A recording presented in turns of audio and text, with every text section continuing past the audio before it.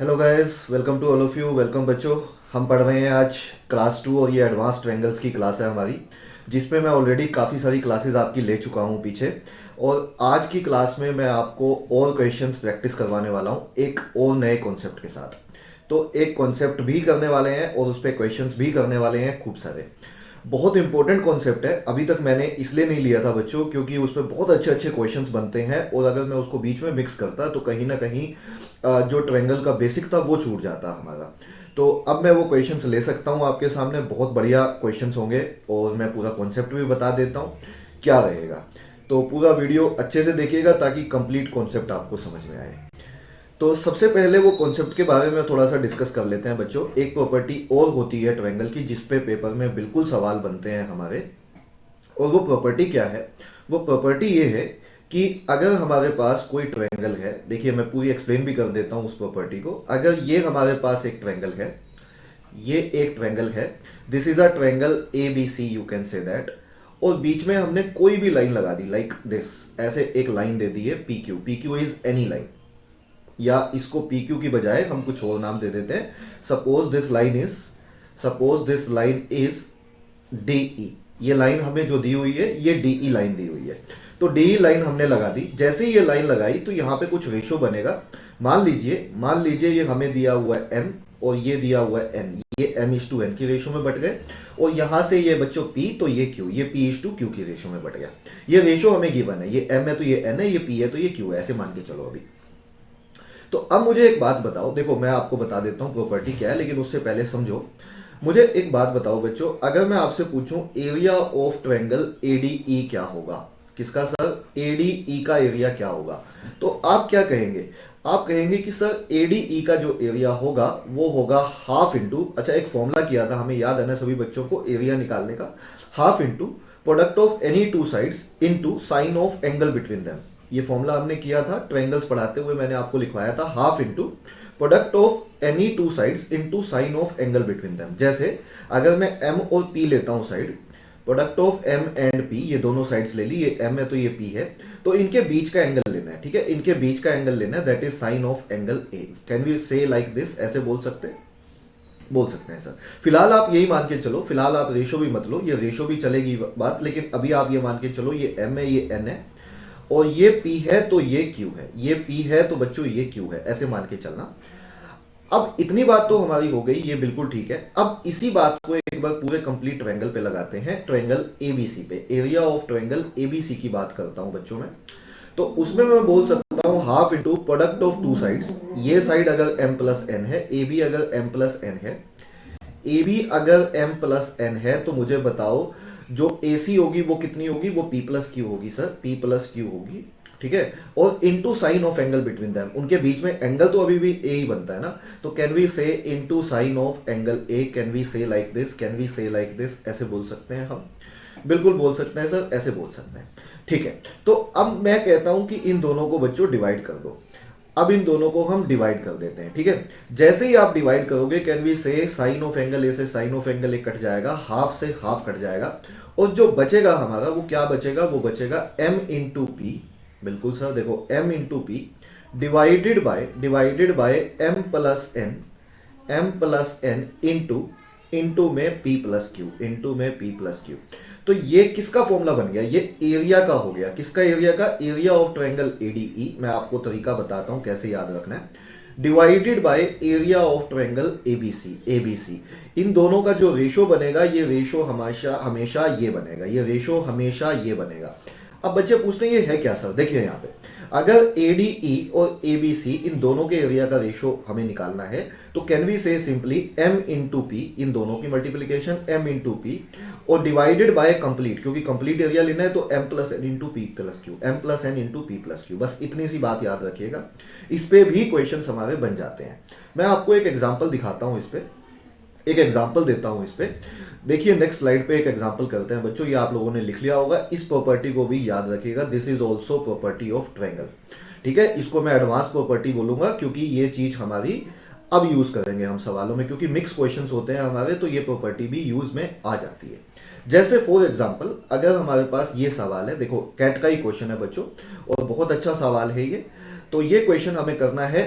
तो मेरे ख्याल से अब आप आसानी से रिलेट कर पाएंगे और आंसर दे पाएंगे इस क्वेश्चन का। अब इस सवाल में कुछ बचना नहीं चाहिए, नहीं बचेगा ना। देखो सॉल्यूशन में क्या है, हमें क्या दिया हुआ है, ये वाला दिया हुआ है, ये 2:3 की रेशो है। ये रेशो भी चलेगी या वैल्यू भी चलेगी, दोनों चलेगी, कोई फर्क नहीं पड़ता। तो कैन वी से अगर ये m है तो ये n है हमारे अकॉर्डिंगली, और ये अगर p है, p अगर 1 है तो ये q है बच्चों हमारे अकॉर्डिंगली। बोलो ठीक है। तो कैन वी से अभी अभी पढ़ा था हमने, एरिया ऑफ ट्रायंगल ADE की बात करूं अगर मैं, area of triangle ADE divided by area of triangle ABC की यदि मैं बात करता हूं, तो इन दोनों के रेशो की बात करता हूं, तो वो बननी चाहिए हमारी m इंटू पी, यही सीखा था हमने, divided by m plus n into P plus Q, यही सीखा था हमने। तो बस ये लगाइए और आंसर आ जाएगा बच्चों, बिल्कुल आ जाएगा। देखो ADE का वैल्यू आपको 100 दिया हुआ है, ABC का एरिया आपको निकालना है, एरिया ऑफ ट्रायंगल ABC आपको निकालना है। हमने कहा बिल्कुल sir, is equal to m into P, तो m अगर 2 है तो p 1 है, तो ये 2 इंटू 1 हो गया, ये 2 इंटू 1 हो गया, divided by m plus n कितना हो गया, 2 plus 3 5 into p plus Q कितना हो गया 4। तो ये कट जाएगा, तो यहां से ये 2 आ जाएगा, तो ये 1/10 बनी, ये 10 बना, ये ऊपर क्रॉस मल्टीप्लाई करोगे तो एरिया ऑफ ट्रायंगल ABC निकल के आएगा हमारा कितना, 1000। तो हम कहेंगे 1000 सेंटीमीटर स्क्वायर आंसर होना चाहिए सर इसका, और यही सवाल का आंसर है। बताओ ये क्वेश्चन क्लियर हुआ सभी बच्चों को, ये सवाल क्लियर होना चाहिए सभी बच्चों का, एंड आई एम श्योर ये क्वेश्चन अच्छे से क्लियर हो गया होगा बेटा सभी बच्चों को। अच्छा मैं इसका एक तरीका और बता देता हूँ, देखो दोनों तरीके आने चाहिए हमें, तो एक तरीका और बता देता हूँ क्वेश्चन का, वो भी प्रॉपर्टी बहुत यूज होती है, वो मैं ऑलरेडी बता चुका हूँ। प्रॉपर्टी क्या थी मैं आपको बता देता हूँ बच्चों, याद दिला देता हूँ। एक ये भी प्रॉपर्टी हमने पढ़ी थी ट्रायंगल्स करते हुए, मैंने निकलवाई भी थी, उसको डिराइव भी करवाया था, कि अगर कोई लाइन हम डालते हैं ऐसे करके, और वो अगर बेस को m/n में बांटे, तो इन दोनों के एरिया भी इसी रेशो में बढ़ जाते हैं। बताओ मेरे को ये प्रॉपर्टी याद है बच्चों को? यस सर, है ना, कि जो दो ट्रायंगल बनते हैं उन दोनों का जो रेशो बनता है वो वही बनता है जो दोनों का बेस का रेशो होता है, दोनों के बेस का रेशो होता है। बोलिए ये ठीक है प्रॉपर्टी? अब इसका यूज करके कैसे इस सवाल को कर सकते हैं मैं वो भी बता देता हूं बच्चों, इसका यूज करके इस क्वेश्चन को कैसे कर सकते हैं। अब आप डायग्राम को देखिए, आप बच्चों या तो बी को ई से ज्वाइन कर दीजिए या सी को डी से ज्वाइन कर दीजिए, किसी भी एक लाइन को ज्वाइन कर दीजिए, सवाल हो जाएगा। जैसे मैंने क्या किया, बी को ई से ज्वाइन कर दिया लाइक दिस, बी को मैंने ई से ज्वाइन कर दिया लाइक दिस, ठीक है। जैसे ही आपने ज्वाइन किया, यहां देखिए इसका एरिया आपको 100 सेंटीमीटर स्क्वायर दिया हुआ है, इसका एरिया आपको 100 दिया हुआ है ADE को। अब इस ट्रायंगल को देखो, AEB ट्रायंगल को देखो बच्चों, AEB, मैं नाम दोबारा ले लेता हूं, AEB ट्रायंगल को देखो, तो कैनाई से जो ED एक लाइन है वो बेस को 2:3 में बांटती है। यस सर, 2:3 में बांटती है, तो इन दोनों का एरिया भी 2:3 में रेशो में होना चाहिए ना, 2:3 की रेशो में होना चाहिए बच्चों। 2 डिनोट करता है 100 को, 2 डिनोट करता है 100 को, तो 1 डिनोट करेगा 50 को, तो 3 डिनोट करेगा 150 को। बोलो ये बात समझ में आई है सभी बच्चों को? नहीं आई सर, भाई रेशो में बात की है, देखो ध्यान से सुनो, ED लाइन बेस को 2:3 में बांटती है, तो इन दोनों के एरिया भी 2:3 की रेशो में होंगे, यही तो प्रॉपर्टी है जो अभी अभी पढ़ी है। तो बच्चों ये 2 डिनोट करता है 100 को, तो 1 डिनोट करेगा 50 को, तो ये 3 किसको डिनोट करेगा, 150 को।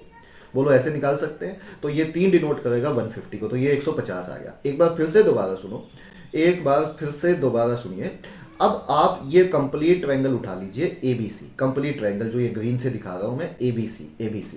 क्या इस ABC ट्रायंगल में बच्चों जो ये BE लाइन है, ये BE लाइन देखो, ये दिख रही है सभी बच्चों को BE लाइन? यस सर, ये BE लाइन इस ट्रायंगल को किस रेशो में बांटती है? बच्चे कहते हैं 1:3 में बांटती है सर, बांटती है ना 1:3 में, 1:3 में बांटती है। तो कहना ही से इस ट्रायंगल का, ABE ट्रायंगल का और EBC ट्रायंगल का रेशियो भी 1:3 में होना चाहिए।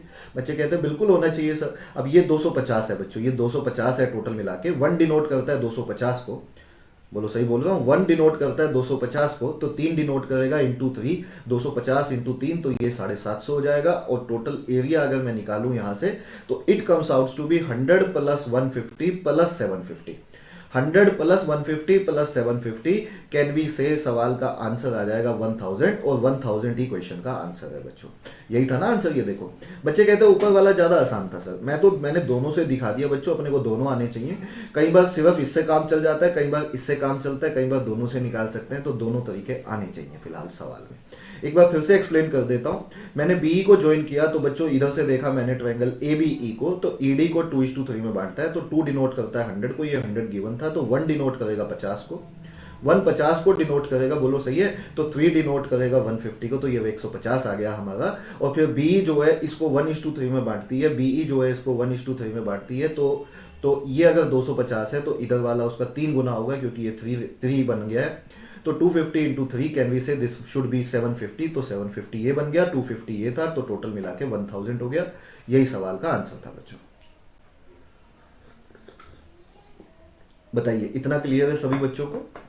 चले आगे की तरफ बढ़ते हैं और क्वेश्चन देखते हैं, और बढ़िया सवाल ये रहा आपके सामने। मैं तो चाहता हूँ आप पोज करके करें क्वेश्चन को, बट अगर मेरे साथ तो जरूर देखें बच्चों क्वेश्चन। बहुत बढ़िया क्वेश्चन लिए हैं मैंने, और ऐसे सवाल है कि जो जनरली बच्चे कर नहीं पाते इस पेपर में, मतलब अब आप कर सकते हैं, आई एम श्योर आप 100% करके आएंगे। तो ये वो सवाल हैं जो जनरली क्लास में भी करवाए नहीं जाते, फैकल्टीज करवाते नहीं है, बिकॉज उसमें क्या होता है कि इनमें बहुत सारी चीज़ें बतानी पड़ती हैं, नई प्रॉपर्टीज बतानी पड़ती हैं, जो स्किप करवा दिए जाते हैं। बट मैं यहाँ पे कोई भी ऐसी चीज़ स्किप करवाने के लिए नहीं आया हूँ कि आपको कोई भी स्किप करवा दूँ। आपको सभी चीज़ें बताई जाएंगी विद क्वेश्चंस, जो भी सवाल कैट में आए हैं या आ सकते हैं, हर तरीके का क्वेश्चन मैं यहाँ पे आपके सामने रखूँगा। तो देखिए क्वेश्चन नंबर 2 ये रहा आपके सामने, एक और ज़बरदस्त सवाल ये रहा आपके सामने, ठीक है। अब इस सवाल में देखो बच्चों, इस सवाल में आप देखो क्या दिया हुआ है क्वेश्चन में। क्वेश्चन में दिया हुआ है in the given figure D E F divide the line segments in the ratios. ये सारे रेशियोज हैं बच्चों, ये 2:3 है, ये 1:4 है, ये 1:1 है, ये गिवन है। डीईएफ का एरिया हमें 30 दिया हुआ है। डीईएफ कौन सा, ये वाला है, ये 30 दिया हुआ है हमें, और हमें एरिया ऑफ ट्रायंगल एबीसी बताना है, कंप्लीट का एरिया बताना है। हमने कहा बता देंगे, अब तो खेल लेंगे। हमें एक प्रॉपर्टी पता है कि अगर बेस को m/n में बांटोगे तो एरिया भी m/n में बटेगा। बेस अगर m/n में है तो एरिया भी m/n में बटेगा। अभी पीछे किया था, वही प्रॉपर्टी दोहरा रहा हूं बच्चों। तो आप ये बताओ, इधर से देखो, इस ट्रायंगल में देखो, ईडीसी ट्रायंगल में देखो बच्चों, ईडीसी ट्रायंगल में दिख रहा है सबको ये ईडीसी। इसमें क्या सबको नजर आ रहा है, जो डीएफ लाइन है इसको 1:1 में बांट रही है। यस सर, इनको 1:1 में बांट रही है यदि, तो कहना ही से अगर ये 30 है तो ये वाला एरिया भी 30 होगा।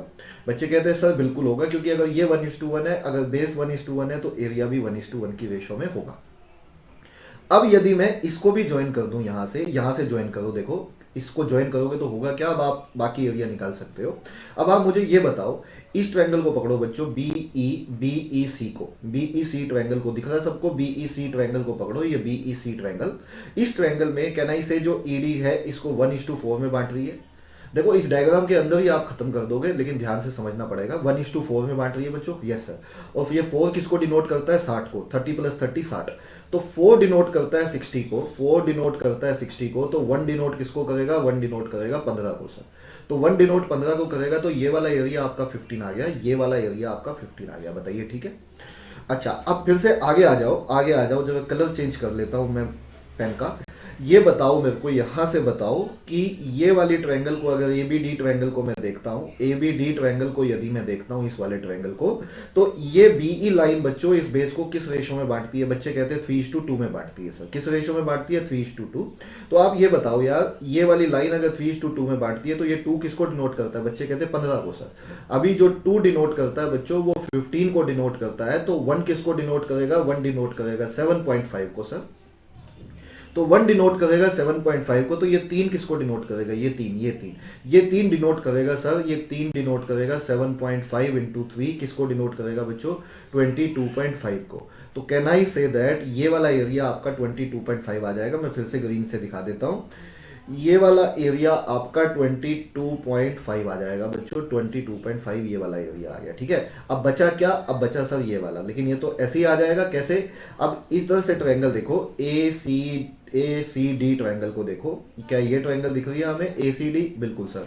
ए सी डी ट्रायंगल में जो ये सी लाइन है, ए सी डी ट्रायंगल में जो ये सी लाइन है बच्चों, ये बेस को किस रेशो में बांटती है सर? 3:2। और ये 2 किसको डिनोट करेगा? 2 डिनोट करेगा 30 + 30 60 को। तो 2 डिनोट करता है आपकी बात 60 को, कैन वी से 2 इसमें डिनोट करता है 60 को, तो 1 डिनोट करेगा 30 को। 130 को अगर डिनोट करेगा तो ये 3 किसको डिनोट करेगा बेटा? ये 3 डिनोट करेगा सर 90 को। तो 390 को डिनोट करता है, तो कैन वी से ये वाला एरिया 90 आ गया। आप सिंपल सोच के देखो, अगर 2:3 है, ये 60 है, तो 2 डिनोट करता है 60 को, 1 डिनोट करेगा 30 को, तो 3 डिनोट करेगा 90 को। आपको इसका एरिया पूछा था बच्चों, सबको ऐड करो, काउंट करो, कितना बना वही आंसर होगा और ऑप्शन लगाओ। कितना बना, 90 प्लस 60 150 प्लस 15 165, 165 प्लस 22.5 187.5, तो 187.5 आंसर होना चाहिए सवाल का। यही क्वेश्चन का आंसर है, 187.5 is the right answer of this question. तो आई होप सो ये क्वेश्चन भी बच्चों को क्लियर हो गया होगा अच्छे से। ये सवाल भी बच्चों आपको क्लियर हो गया होगा, ऐसा मैं एक्सपेक्ट करता हूँ। बिल्कुल आसान सवाल था, बस प्रॉपर्टी लगानी थी। अगर बेस m/n में है तो एरिया भी m/n में बटेगा। अगर बेस m/n की रेशो में है तो एरिया भी m/n की रेशो में बटेगा। ये बात क्लियर हो गई है। चले आगे बढ़े, इतना क्लियर हो गया होगा सबको। चलिए आगे की तरफ बढ़ते हैं बेटा। अब इस क्वेश्चन में थोड़ा सा आगे की तरफ बढ़ते हैं। एक और सवाल लेता हूं मैं, अच्छा सवाल है, बहुत अच्छा सवाल है, ध्यान से देखना उस क्वेश्चन को भी। सवाल ये रहा आपके सामने, क्वेश्चन नंबर 3। ये वाला सवाल देखो, मिलके करते हैं। इस क्वेश्चन में देखो क्या कुछ दिया हुआ है, ये बहुत अच्छा सवाल है, समझने वाला क्वेश्चन है। क्वेश्चन क्या दिया हुआ है, BFD ये वाला है, इसका एरिया 5 दिया हुआ है हमें, और BFC ये सी है बच्चों पॉइंट, BFC इसका एरिया हमें 10 दिया हुआ है, और EFC इसका एरिया हमें 8 दिया हुआ है। ये तीनों क्वेश्चन में गिवन है, और हमसे पूरे कंप्लीट ट्रायंगल ABC का एरिया पूछा हुआ है। बच्चे कहते हैं इसमें क्या करेंगे सर, ये तो समझ ही नहीं आ रहा। अब इसमें बच्चे कहीं कहीं से जोड़ देते हैं, इसमें मेन बात समझो बच्चों। अब मेन बात समझाता हूँ, ये 3 पता है, इसका एरिया नहीं पता है, तो जनरली ये सवाल हो नहीं पाता बच्चों से। मैं आपको बताता हूँ, देखो आप एक बात समझ गए तो क्वेश्चन तुरंत हो जाएगा बच्चों। आप इतना बताओ, अगर मैं AF को जोड़ दूं, यहाँ पे AF को जोड़ दूं, तो इसमें ध्यान से सुनना। कैन आई से दैट इसका एरिया मैं x मान लेता हूँ, इसका एरिया मैं y मान लेता हूँ। तो मुझे x और y ही तो निकालने हैं ना। अगर मैं AF को जोड़ दिया तो x और y की वैल्यू ही तो निकालनी है, वो आ गई तो एरिया आ ही जाएगा। अब इसमें सबसे इंपॉर्टेंट बात सुनिए मेरी, इसमें सबसे इंपॉर्टेंट बात क्या है, आप ये बताओ, अगर मान लो ये m है बच्चों, ये m1 है मान लो एक मिनट के लिए, और ये n1 है, m1 n1 नाम दे दिया। कैन आई से, अगर मैं इस ट्रायंगल में देखूं तो ये वाली लाइन इसको m1:n1 में बांटती है, तो इन दोनों का एरिया भी m1:n1 में बटेगा। बच्चे कहते हैं यस सर, किसका एरिया, x/5 का। तो कैन आई से दैट जो m1/n1 होगा, मैं यहां से बोल सकता हूं वो x/5 होगा, क्योंकि जिस रेशो में बेस है उसी रेशो में एरिया होगा। Yes sir. इसी बात को दोबारा सुनो, इसी बात को बच्चों दोबारा सुनो, ACB ट्रायंगल के थ्रू। कौन सी ट्रायंगल सर, ACB ट्रायंगल दिख रही है आपको, ये ACB ट्रायंगल के थ्रू दोबारा सुनो। कैन आई से दैट अगर मैं इधर से ये कंप्लीट लाइन देखूं CD, तो ये इस बेस को m/n में बांटती है। अब कंप्लीट ट्रायंगल उठाओ, ACB कंप्लीट ट्रायंगल उठाओ, तो यही लाइन m1:n1 में बांटती है इस कंप्लीट को, ये CD लाइन। तो कैन वी से m1/n1 जो है, कैन वी से वो इक्वल होगा, वो ऑल्सो इक्वल होगा, किसके इक्वल होगा, ये वाला एरिया देखो, ये कंप्लीट एरिया देखो किसके इक्वल आया, x + y + 8, yes, divided by 5 + 10 कितना बन गया, 15 बन गया। अच्छा मैं एक बार दोबारा समझाता हूँ ये सारी बातें, एक बार फिर से देखना इसी चीज को दोबारा देखना। इधर से देखो, कहाँ से सर, इधर से। इसको m2 मान लो बच्चों, इसको n2 मान लो रेशो में, ठीक है। ये m2 है, ये n2 है, ये m2 इतनी AE और EC n2 है। आप ये वाला ट्रायंगल पकड़ो, आप समझ जाओगे। देखो ये वाला ट्रायंगल पकड़ो, ये नीचे वाला, अगर ये y/8 है, इन दोनों का एरिया y/8 है, तो कहना इसे बेस भी y:8 में होगा। मतलब m2/n2 बेस जिस रेशो में है उसी रेशो में इन दोनों के एरिया बनेंगे, क्योंकि इस ट्रायंगल में, ये छोटे वाले AFC ट्रायंगल में, AF ये वाला पॉइंट था, AFC ट्रायंगल में कहना इसे बेस उसी रेशो में होगा जिस रेशो में एरियाज होंगे, या एरिया उसी रेशो में होंगे जिसमें बेस होगा।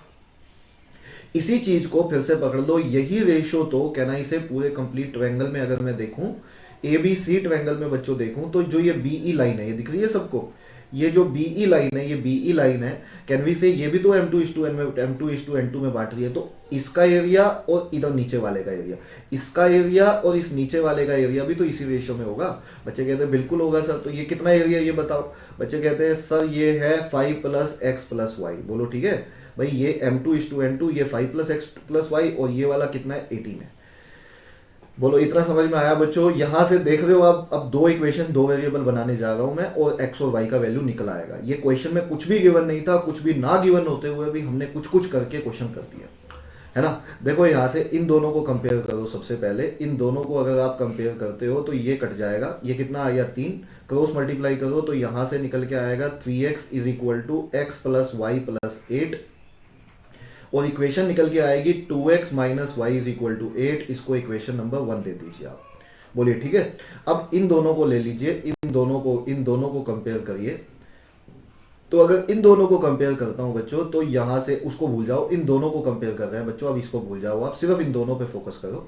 तो ये 4 2 पे काटोगे तो ये 9, क्रॉस मल्टीप्लाई करोगे तो 9y is equal to 20, 5 into 4 20 plus 4x plus 4y, plus 4x plus 4y, यही बनेगा ना, प्लस 4x प्लस 4y। तो ये बन गया हमारा माइनस 4x, और ये इधर आएगा तो plus 5y is equal to 20। ये इक्वेशन नंबर 2 आ गई। ये कौन सी आ गई सर? Equation number 2। बच्चों इक्वेशन नंबर 1 को 2 से मल्टीप्लाई करके, इक्वेशन नंबर 1 को 2 से मैं सोल्व कर रहा हूँ बस, और कुछ नहीं कर रहा। इक्वेशन नंबर 1 को 2 से मल्टीप्लाई करके इसके नीचे रख दो, तो ये क्या बन जाएगा? ये बन जाएगा 4x minus 2y is equal to 16। तो ये इक्वेशन नंबर 1 बन गई थी हमारी। इन दोनों को सोल्व करेंगे, ये कट जाएगा, 3y का वैल्यू हमारा आ जाएगा 36, यहाँ से y का वैल्यू हमारा कितना आ गया 12। y अगर 12 है बच्चों, y अगर 12 है तो यहाँ से x भी निकाल सकते हो आप, y अगर 12 है तो यहाँ पुट कर दीजिए। तो 2x minus Y is equal to 8 है, y 12 आया है हमारा।